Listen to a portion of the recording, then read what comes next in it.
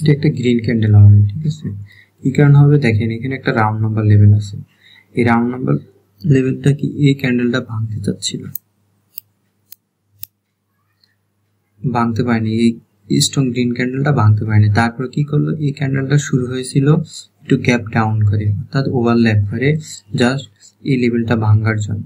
So আশা করি এই ক্যান্ডেলটা একটা গ্রিন ক্যান্ডেল হবে।